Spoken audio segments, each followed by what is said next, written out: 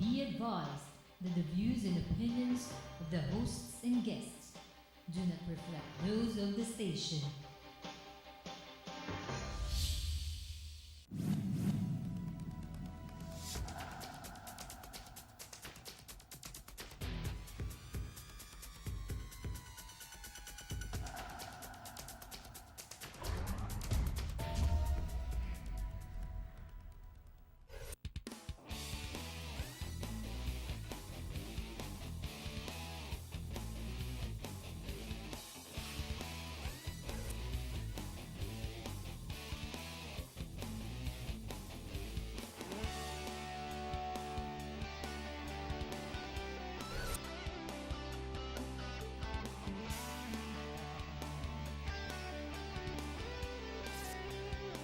You are what you watch. Hello, my name is Harriton Watko. Welcome to our program. And congratulations, I guess, goes to GNN now that other than Destiny Cable, we are on Sky. So just in case you're in Destiny, you can also pick this up now on Sky and vice versa. On Sky Cables on channel 213 as of now. And of course in Destiny, it's still on channel 8. And on GSAT, that's channel 1. And multiple different channel assignments out of the 400 cable channels around the country. Ladies and gentlemen, how do we open the show? Let's see. The Philippines is under attack by one of its Filipinos, Nurmiswari, who happens to feel that he believes in ceding the Zamboanga area, if not the whole ARMM. Now, there are a lot of issues that involve this. Yesterday's show, last night's show with Alan Pagia, I think it was last night's show. He was saying it's a cause and effect relationship, but he was blaming this whole thing based on effect and not the cause. Basically, he was putting down government for not actually identifying the real causes, the root causes of what goes on today. Now, let's see what else is happening. We've got the great Obama of the US of A coming in on October 11 and 12. Now, how does this work for all of us? We have an issue. It's called China, the China intrusion. This has been going on even way before the Zamboanga rebellion of what you call Nurmiswari. And of course, let's not forget, we've got the ever bombastic Napoles pork barrel scam and all the attributes that come along with it. Let's let that keep going for a while, because after all, it's on all the headlines and it's on all most of media. Let's go back to some issues that refuse to go away and have not been actually addressed, and it's sitting idle, if at all. I talk about the China intrusion in the South China Sea, or what we now call the West Philippine Sea. We've got the islands that China has taken over, and this effort is continuing, if I'm not mistaken. There are new foundations that have been built into the water, wherein the Navy is supposed to go out and uproot them, so to speak. The title, the topic today, is going to be China, USA. Why China, USA? Kasi ganito po yan eh. Alay ba natin ng Amerika? Tinanggal na natin sa Pilipinas. Iniimbita naman natin dito. Alam mo, in spite of the constitutional ban, meron visiting forces agreement. Now, we have discussed this in this show many times, and in many of those shows, we've had former NSA and former Congressman Roilo Golez, who was kind enough to sit with us here, and he discussed the issues of why, if America should be an ally, and how we should treat this China crisis. Then you've had Butch Valdez, who was with us a number of times as well. He's with the LaRouch movement. Although we did talk about other issues, one of the main emotional contestations, so to speak, of Butch is the position against America. He's not necessarily pro-China, but he's not sure he wants to be allied with the USA. He feels that's going to be a negative. I'm going to try something new in this program. Normally, when we end the show, we ask our guests to give a 1 minute to 2 minute or to wrap up like a summary. For this show, I would like to ask our guests, we have Roilo Golez again, and we've got Butch Valdez this time together. I will ask them to give a 2-3 minute introduction on the positions that both will take as we discuss this. We have two opposing views. They're not enemies, they're friends. They're both intelligent, and they both emotionally feel. This is not a debate, as in square off. We're not trying to win. There are no winners, there are no losers. The winners and the losers here tayo po yun, mga Pilipino, ang position po natin. So position number one, I guess, would be Philippines, USA in the positive, and the anti would be Butch Valdez, not necessarily with the USA. So can I ask you, Congressman Roilo Golez, to take that first position, 1 2-minute introduction. Your position. I'd like to yield to Butch Valdez first. Butch Valdez He's a first. good friend of mine. Anti-USA. Position mo. Kasi alam ko, galit ka sa Amerikano eh. Hindi. Well, how can you be galit sa Amerikano? No? They've been with us all the time. But the point here is this. There are many things that some administrations do, no? In this particular case, kay Obama, that are not necessarily to the interest of the Philippines. No? And like you said earlier, it is not whether you are pro or anti-China, pro or anti-US. It is that what is good for our country. No? And this is what we should look at, not whether we're going to be doing certain things for some other country. No? Now, I always believe that these kinds of developments as we see it now are not single issues. They are not something that just sprouts from nowhere and all of a sudden there is this conflict between Philippines and China or whatever. No. This was a process. No. And the more immediate start of this so-called process that I want to bring out, no, is that in 2011, November of 2011, Secretary of State Hillary Clinton came here and she said that they are planning to increase the U.S. naval presence in our waters. And then December, a month after, that was in 2011, Obama goes to Singapore and met with the ASEAN heads, including President Noynoy Aquino. And he tells Noynoy Aquino that he's going to be bringing naval forces to go in our waters, which means Southeast Asia and, of course, the use of our facilities in that particularly the Subic. Now, when this was agreed to by Noynoy Aquino, it didn't take long. First week of January of 2012, China officially had already sent out a statement to the Philippines, not just officially as government, but also the Xinhua, which is their government newspaper, no, saying that the Philippines should not allow the U.S. naval forces in our territory, because in case there was a conflict, the Philippines will be part of that conflict, meaning magiging target tayo.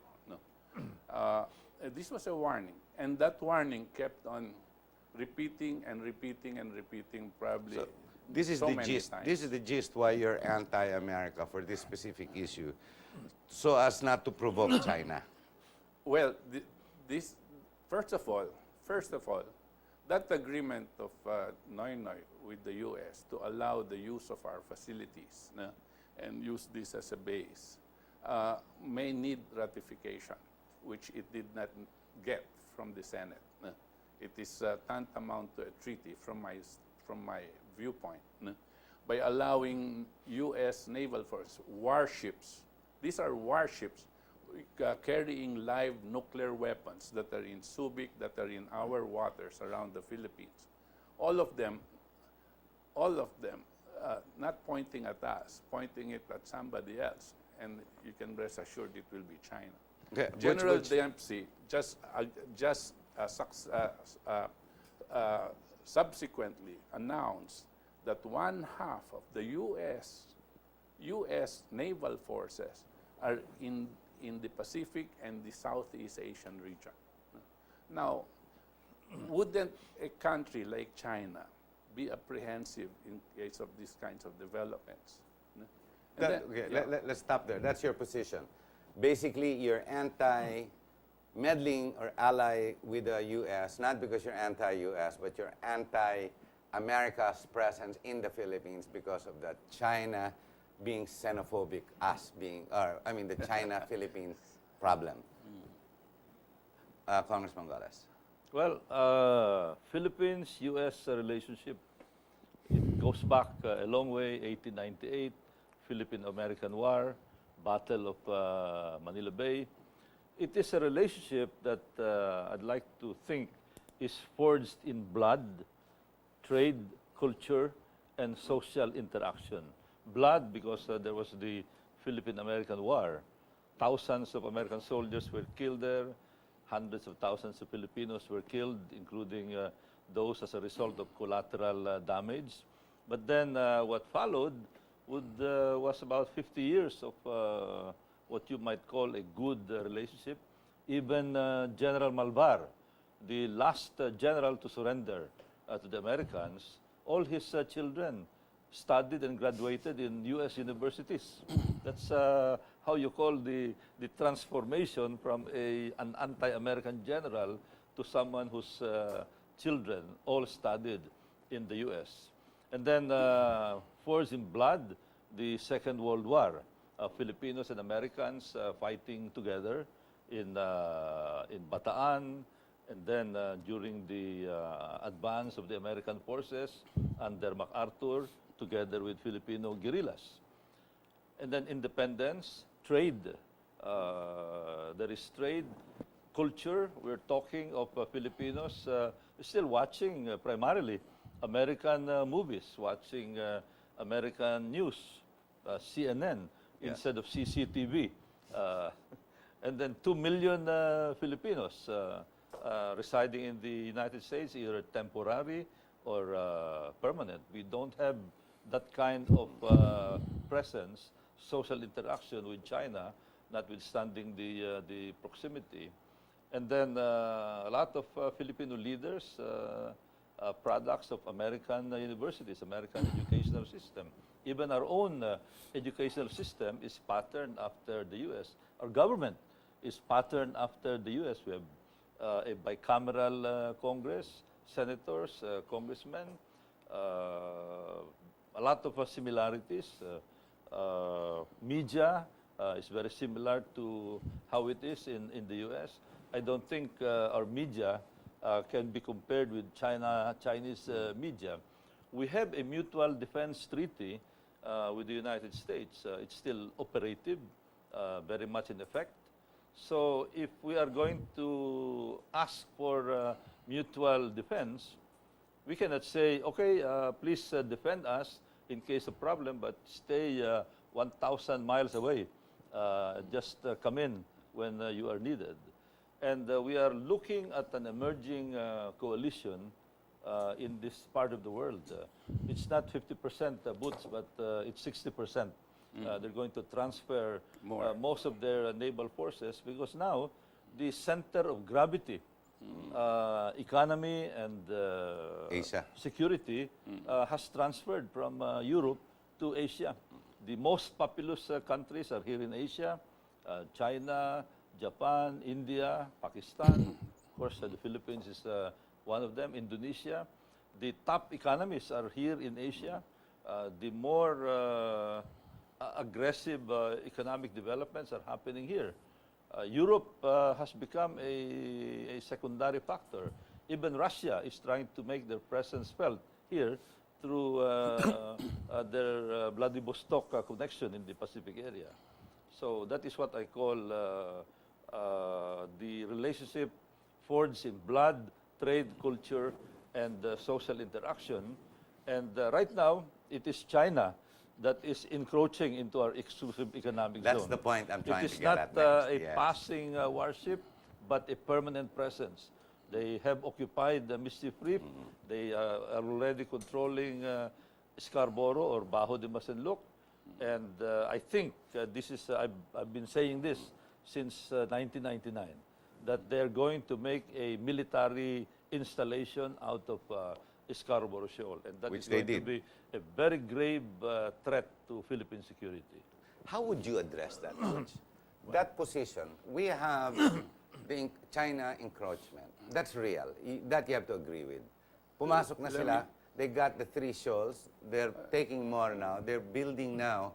It was in the newspapers, the headlines, maybe put aside because of the problem in Zamboanga. But they're now building new, what do you call those things? The cement piles. Blocks. The area that we're really talking about has been contested by China since long time ago. It has also been contested by Vietnam and Malaysia and the Philippines as well. No? Pero katabi natin sa But- Zambales lang yan. It's just right But off Zambales. The thing is, it depends on what they consider to be their territory. No? Now, the UNCLOS, no, there are only 2 countries. Remember the UNCLOS, the United Nations? Yes. The United Nations Okay, Laws of that the Seas. was, that was passed sometime in 1970. Actually, one of the initiators of that was President Ferdinand Marcos. No? Now, when this was approved by the United Nations, there were only 2 countries that didn't agree Sign. sign on. Yeah. No? America's one. America is one, China is the other. I thought China signed No. for Golez. China signed. China signed. China did not sign the UNCLOS. They don't respect the UNCLOS. No, No, China, China signed with reservation. Well, Ah. you see, that's it. Now, because of this, there has been this area for dispute. But despite that, what has China been to the Philippines from 1970s to today? China before was a poor trading partner. It was never even in the top 10 maybe or what. No. But right now, today, even at the time when the American warships started occupying this area of the world, China was already number 1 trading partner. Number 2 was Japan, and number 3 was the U.S. When the U.S. was then number 1. Okay. Why is that so? Why? Because we can tell that the move of China was towards economic and trade relationships, and not towards taking over territories. The fact that Scarborough was being disputed, they were agreed that it can be taken up in the international courts. But they wanted to establish the same way we were establishing ourselves there in the Scarborough area. It is a disputed area, much like this area in with Japan, this Sensaku. yeah, Sensaku Islands. these Sensaku Islands. It's the same. It's very near China, but Japan says it's theirs. But geographically, it's very near China. So again, it is an area of dispute. But all of this, even the heightened conflict on these disputed areas, only came in the last 2 years. Really, in the last 2 years, when the U.S. presence became much more evident. Before that, we were asking our good friend, the United States, whom we have blood relationships. By the way, I think we should remind Americans about that because they completely forget about these things. It's only us that remember that America is our blood relation. But only on these last 2 years, before that, we were asking them, help us in this Scarborough thing, bring us, and they would say, no, that is not part of our agreement.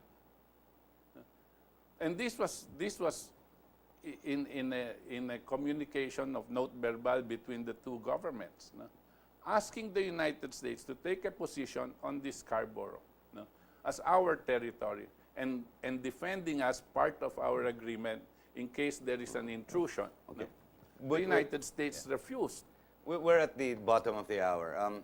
Gentlemen, I think what we got to do is identify exactly where the conflict is.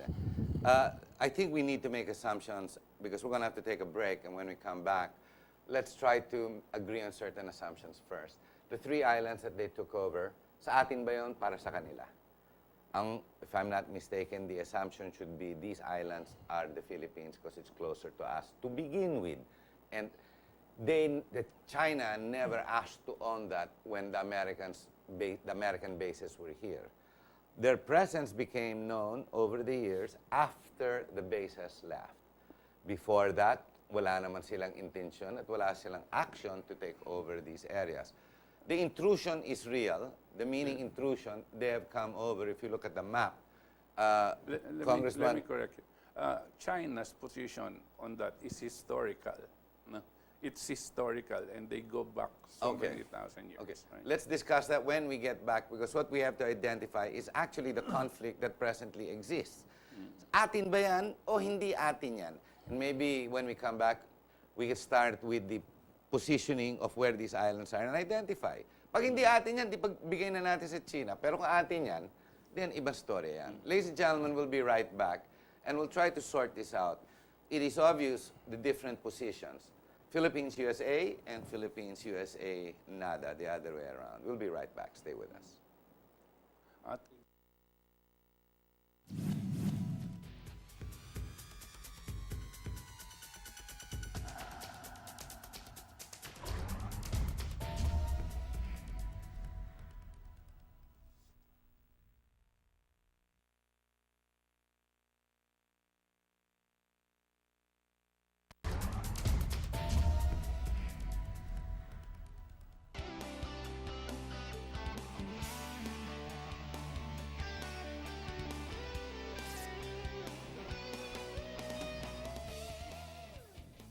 Hello, I'm Harry Watko. We're back. The topic is Philippines, USA with a question mark, meaning tama ba mag-alay-alay o hindi. At this point, I'll pass it to Congressman Golez, whose position, because we ended with Butch, Valdez, the position being, ano ang conflict? Let's go down to the issue. Sa atin ba yung mga, these shoals, these little islands, di ba? Sa Pilipinas ba yan? Sinasabi ni Butch, hindi, historical claim sa China yan eh. So sa kanila ba talaga yan o sa atin talaga yan? This is what we discussed in our show. Correct me if I'm yun wrong. ang sabi ng China. Maybe you can show the map first where it is. First of all, that is the Philippine position, Philippine government position. And I think as Filipinos, suportahan natin yan. Huwag yung We China. should not even talk about China's claim because that is an indirect support of or indirect recognition of China's claim. Parang ganun ang No, but ang I'm dating not eh. supporting No, China's pero parang claim. ganun ang dating eh. Kasi Kung you- parang ganyan, you I'm talk correcting to- it. So Butch, it is may- not may like finish, that. may Okay, finish. let him finish. Because Butch, the way you sounded, you talked more of China's claim than the Philippine claim. Dapat yung Philippine No, claim, you're putting ipaliwanag words in my natin mouth. sa tao. So Ang, that's incorrect. ang That's Philippine wrong. claim, That's Okay, not wait, let's look at the... No, I'm talking of the decibels there. Sige. Ano ba yung binanggit? Ang binanggit ni Butch, China's claim eh. Hindi niya sinabi yung Philippine claim eh. I'm Sa akin, correcting it nga let so us, that talk you of can the hear it Philippine well. claim, Sige, sige. address the public and tell the public, suportahan natin yung Philippine position. Scarborough Shoal, Okay. Baho de Masinloc. Bao de Mansinloc. Legally, it's called Baho de Masinloc, Panatag, no? Yung Scarborough Shoal na yan, I was a young Navy officer, nagpapatrol kami dyan nun eh. Of course, walang China na present Pupunta dyan. doon. 1971, we went to several islands in this Pratlist. Walang China PLA Navy na nagpunta roon to say na, uy, bawal kayo dyan, ha? It was only very recently, nung lumaki na sila, when they started bullying the other personalities in the South China Sea. Of course, meron silang very vague claim, yung tinatawag na 9-dash line, no? Which they made in 1947. This is the Kuomintang time pa, panahon pa ni Chiang Kai-shek, and which they also adopted when they took over, the Communist Chinese took over in 1949. But this is a claim that has no coordinates. Butch, Harry, pag ikaw mag-claim ng lupa at sasabihin mo, akin yan, pakituro ako saan, basta akin yan. Hindi niya masabi kung saan yung mga meets and bounds yan, there is no claim. So, yan ang dapat na posisyon natin. We have a Philippine position, sinabi ng DFA, sinabi ng presidente natin, and the least we can do, kung hindi tayo naniniwala dyan, is to keep quiet and not oppose the Philippine position. Yung China, katulad sinabi mo, Harry, real eh. Niloko tayo noong 1995. Naglagay sila ng shelter dyan, no? Sabi nila, temporary lang. Kayo mag-alala, temporary. Ambassador Fu Ying mentioned that. The Ministry of Foreign Affairs of China mentioned that it's only temporary. But after 3-4 years, what did they do? They built permanent structures. Alam na ng mga tao kung ano itsura ng mga permanent structures na yan. Ngayon, tingnan natin ang, let's go back, let's say 400 years. Merong mapa ng Asian area. No, andyan ang Indochina, yung what we now know as the Indochina area, China mainland, Philippines, Borneo.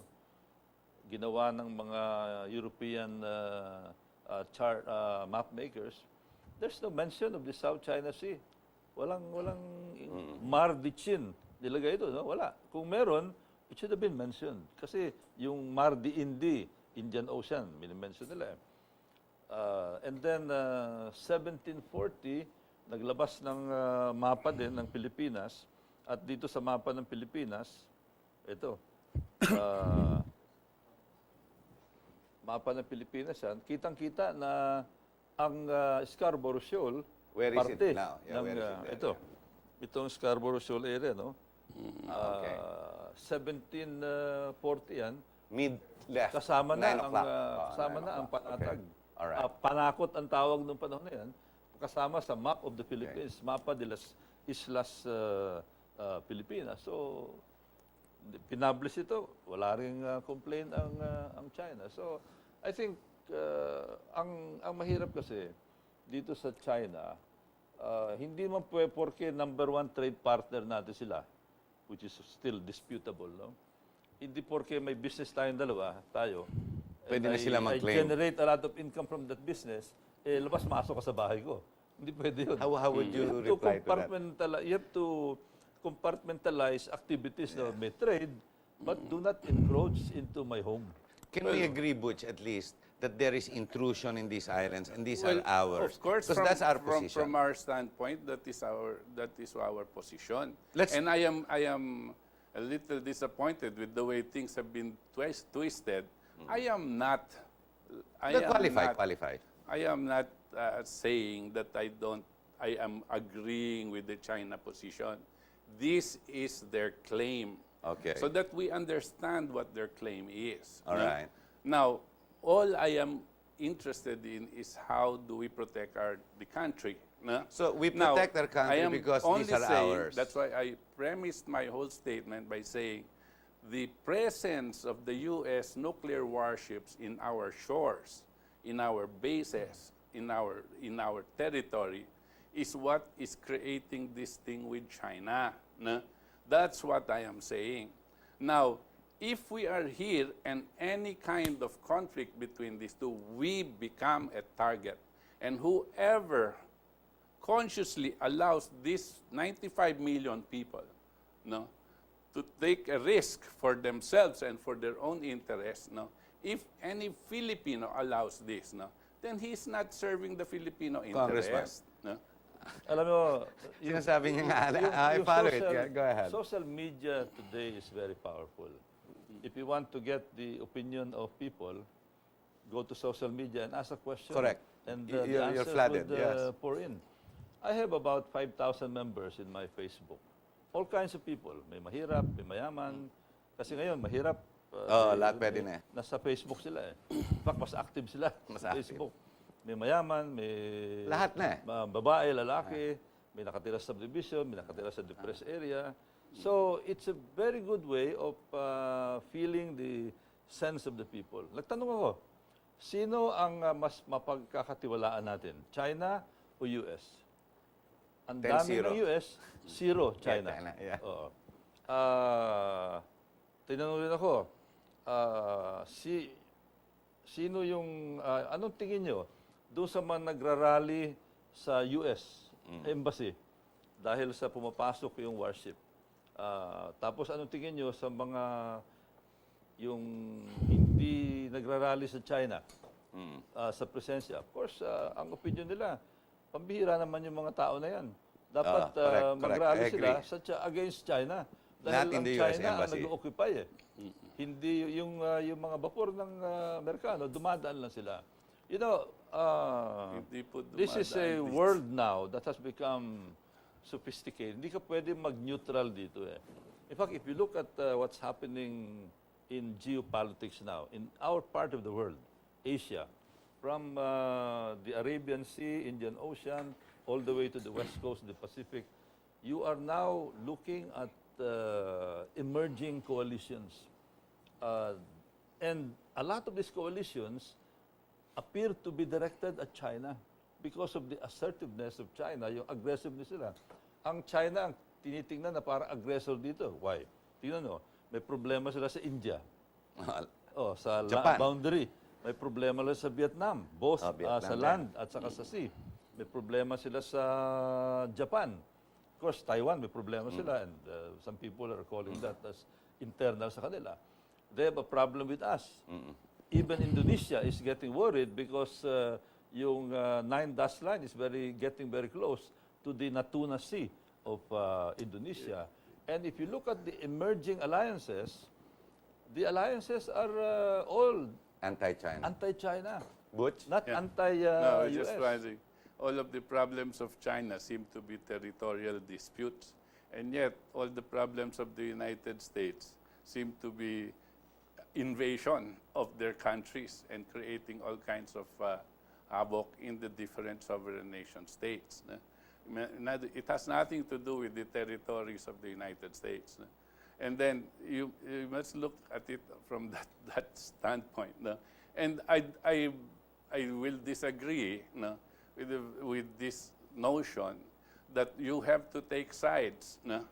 No, the side that we have to take is that of the Filipino nation's side. How would you strategize a Well, defense against a country as big as China versus First of all, the Philippines? we must, because of our national security considerations, we must declare ourselves as a sovereign nation, and no one will be bringing in warships here No, but in this no. country How do you address- that will attract Yeah.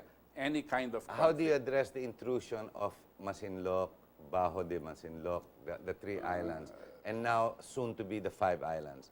You know, the fishermen, yung mga fishermen natin, hindi pwede mag-fishing dyan, ha? Nagdala na sila ng warship dyan. Katabi lang yan ng Zambales. How do you address China without America? You cannot. You So- just have to tell the Americans that they're not their battleships and their Oh, but- submarines, their Ohio-class submarines are not welcome here. Yeah, the No? analogy was, And then you will see it's easier to deal with China. but the analogy is, they've already stepped into our backyard, as President Noynoy has put it, and then they've come in, they've taken over our property. Well, that is the way President Noynoy puts it, because that's the way No, but they- Obama tells him to put it. They actually are fortified in these islands now, which is directly outside Zambales. Directly, right beside. I'll tell you, by having a little building there, which we are disputing, which we're saying, get it out. We don't have yet the means to get them out, but we're bringing them to court. No?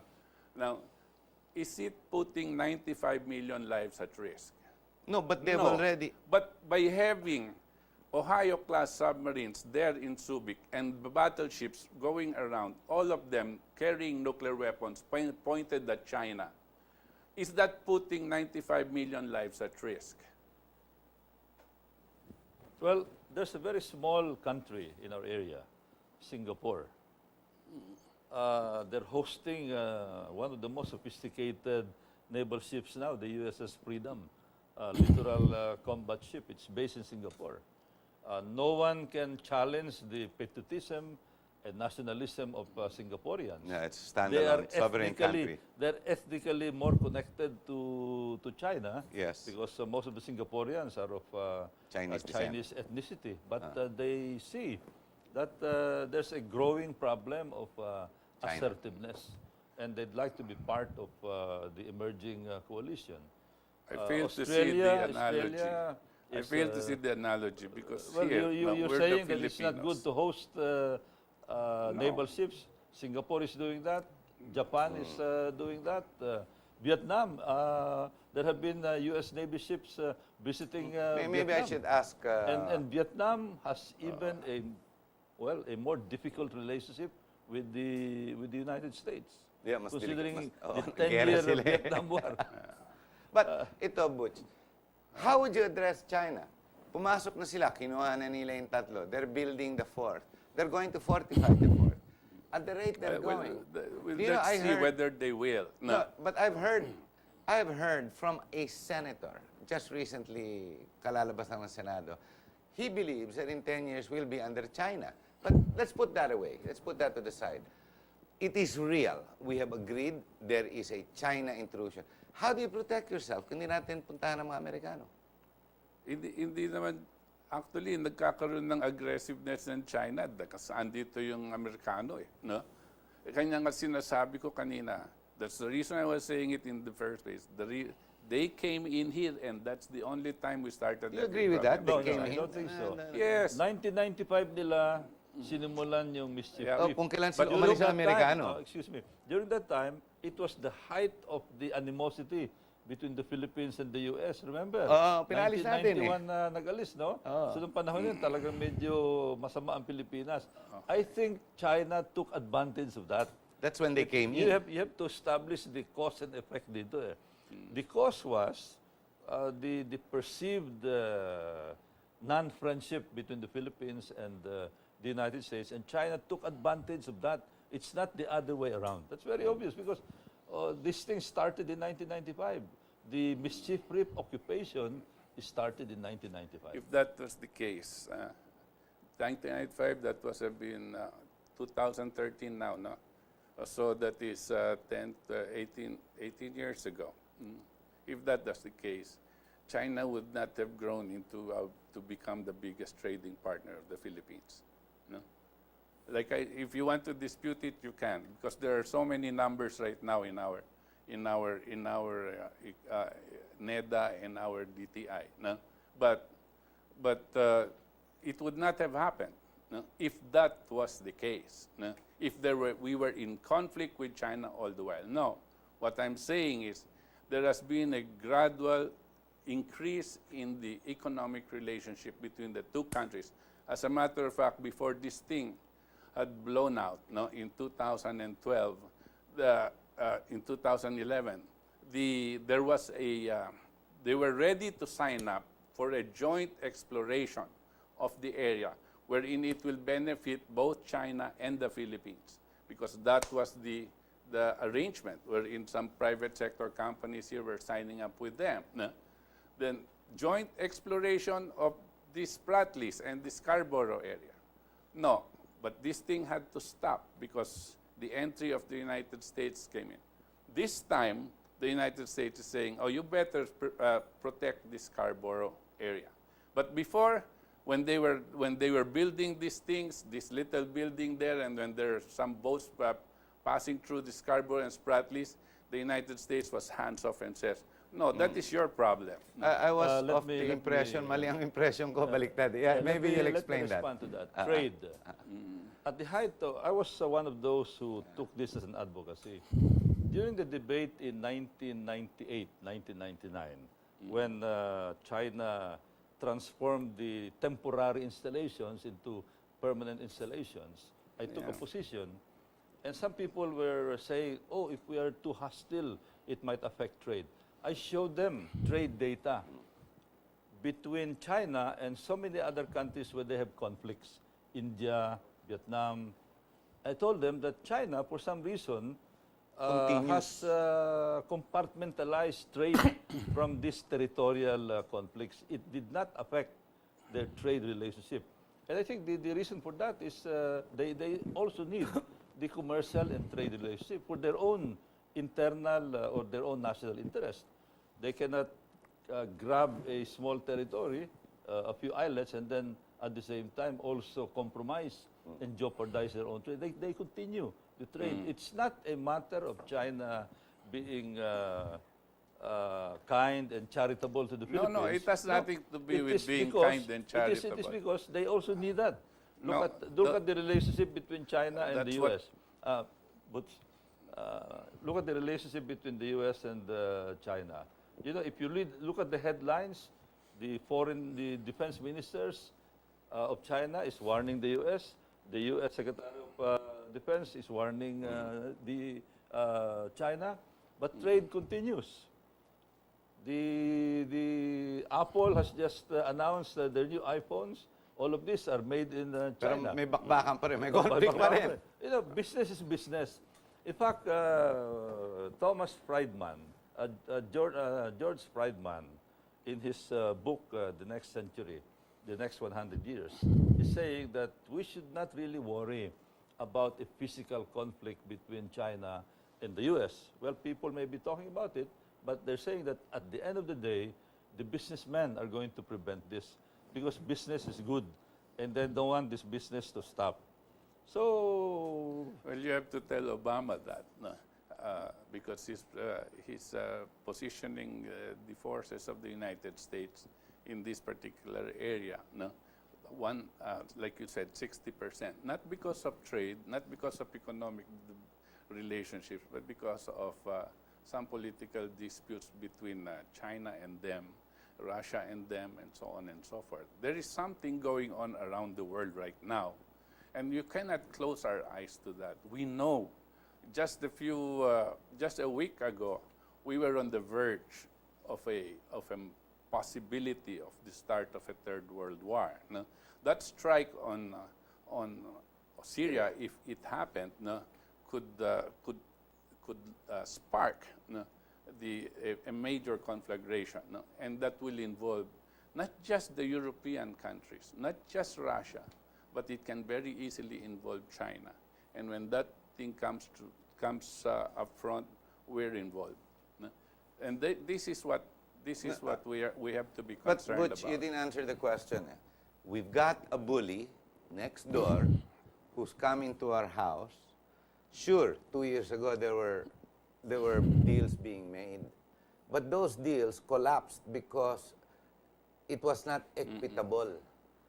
The reason that collapsed was not because Noynoy got involved. No, it was really an inequitable disposition. I read up on that, and you, Congressman, you pointed that out to me. There's one example is the JMSU. Yung JMSU. The Joint Marine Seismic Undertaking. Hindi equitable yung relationship sounds good, no?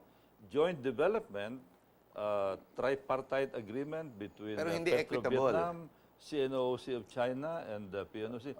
The only problem is that most of the area that's going to be the subject of joint development is in our exclusive economic zone, not in their area. Now, if we're talking of equity, of being equitable, then it should be equitable sharing, their area, Vietnam's area, and our area. Pero mahirap naman na yung backyard ko ang pinaghahati-hatian. O pinaghahati-hatian yung atin. Oo. See, the problem is, Butch, how do you... Dapat yun ang malaman ng mga tao na itong JMSU na to, ang Hindi equitable yun pinaghahati-hatian, yung ating exclusive economic zone. And you know, under UNCLOS, the sovereign right over the use of natural resources in the exclusive economic zone, minerals, It's the countries. fish, oil, et cetera, are within the power of the coastal state. In this case, the Philippines. Atin. Tapos Exclusive sa atin. Yun ang paghahati-hatian. Anong klaseng partitioning yun? Yung teritoryo natin ang pinaghahatian. Dapat kasama yung teritoryo nila. How would you solve a problem? How do you hold back a bully like China? Hindi nga natin kaya, sinabi mo. But how would you I answer said, that? we don't have the means to actually take out any bully. Not just China, but the United States as well. No, No, but but, without... because you cannot say bully in reference only to China. There is another bully here. No, the people that we consider to be our blood brothers, which they forget quite easily, by the way. No, so these are the people whose interests are now being promoted. No, the most candid term is to promote the interests of the United States the way it is now. No? Many people are against what they're doing, not just here outside the United States, but within the United States as well. No? Many people are against what they're doing. Now, these things that are happening with regard to China, even in Russia and all of these other countries, are just a reaction to what these superpowers are doing. No? We are caught in the middle. You have to look for a way, diplomatically, no, but very Wala nga, firmly. wala nang diplomatic. This No, is the you point. have to. Wala There na is nga no other way.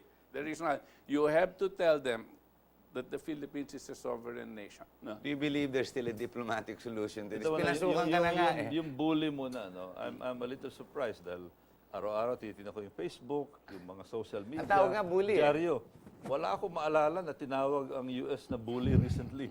No? Maybe in other areas but not in this part of the world. Ang bully, yung China. In China, oh, Oo, yun yun ang tinatawag na Eh, bully. But depende ang tumatawag lang ng bully sa US, yung mga kaliwa na Kaya ba natin, dun sa kaya ba natin dictatorial tanggalin states. ng US sa Subic? Sabihin natin, umalis ka Hindi dyan. naman We yun did. ang Ang pinag- sasabihin Tinanggalan natin- natin sila. Hindi. Tinanggalan natin. Tinanggalan natin sila. Sa Ano? Clark, saka sa... Pakibisita nga ninyo ulit. Tingnan nyo kung Andun, oh. nakapunta na ako ron. Wala na yung mga Amerikano ron. Sa Wala na Subic, yung mga nakapagpasyal na ako ron. Wala nuclear-powered... dumadaan sila.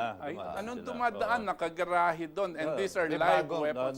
may bagong arrangement to, this visiting. Wala pa Ibang sila storya yan. Dumadaan This lang. is the other Hindi pa thing. yan implemented. Well, we Hindi pa can make, implemented. Pero you ang can totoo, rationalize and make ang totoo, excuses. Ang dapat The fact of the i-complain matter is natin, they are here. Ito, dapat i-complain natin. Ito. Yan, Sa loob na nating exclusive economics. So, ako nalulungkot na ako doon sa mga tao na nagrereklamo sa US dahil nga may mga vapor dumadaan. Ayan Pero na. ito tahimik sila. Bakit?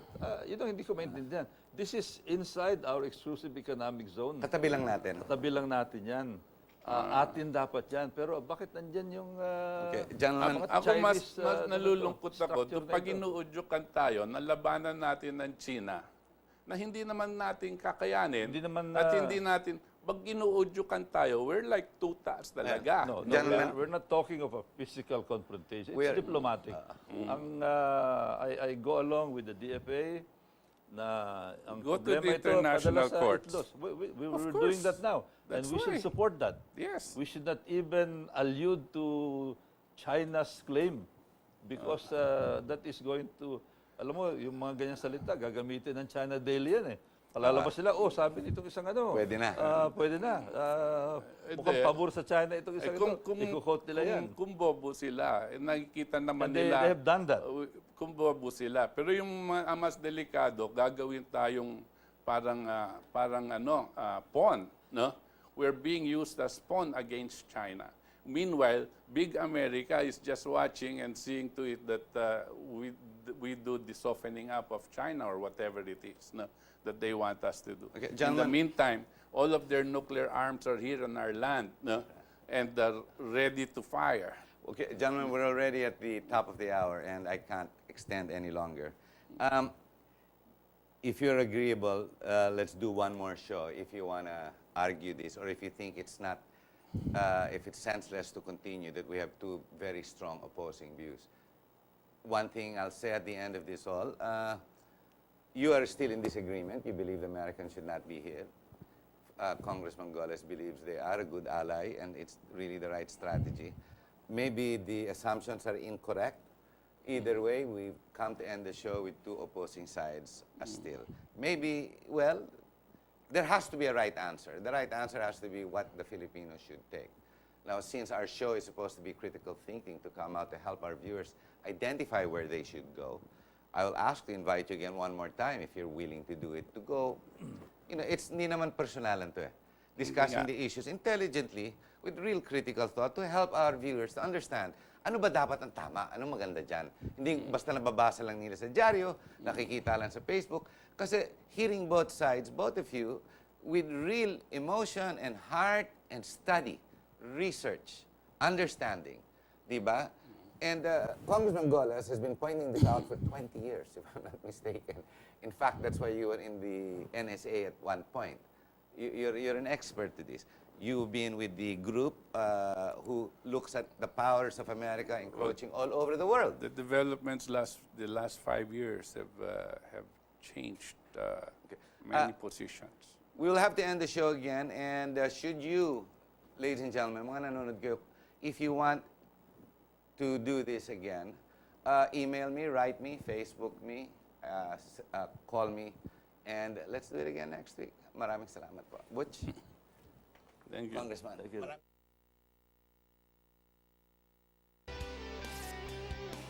You are what you watch.